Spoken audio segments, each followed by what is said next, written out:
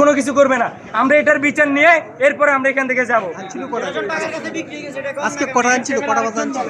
আসছিল এই প্রায় 5টা 5:30টার দিকে ভর্তি হয়েছে, কিন্তু ওনারে ট্রিটমেন্ট দিছে 1.5 ঘন্টা পরে। সামান্য ঠান্ডার সমস্যা থেকে ওনারে একদম মেরে ফেলছে। ঠান্ডার সমস্যা থেকে কিভাবে স্ট্রোক করে?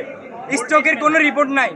পরীক্ষার রিপোর্ট যেগুলো আসছে এগুলাতে কোনো ধরনের ইসিজি বলেন যাই বলেন এ ধরনের এগুলাতে কোনো স্ট্রোকের কোনো কিছু নেই। এখানে হার্টের কোনো সমস্যাই নেই এখানে। আমি নিজেও একটা হসপিটালে জব করি, কিন্তু ওনারা এখানে পরিকল্পিতভাবে আমাদের লোকটাকে আমাদের ভাইকে মেরে ফেলছে, এবং কি আমাদের ভাই বন্ধু যা আছে সবাই রে থানায় নিয়ে গেছে। এটা একদম পরিকল্পিতভাবে।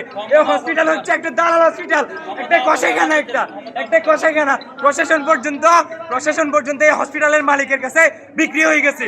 প্রশাসন পুরোপুরি দালাল। স্বৈরাচার দূর হয়েছে, কিন্তু এই ধরনের দালালগুলো এখনো দূর হয় নাই। দালাল পুরো হসপিটালটাই দালাল।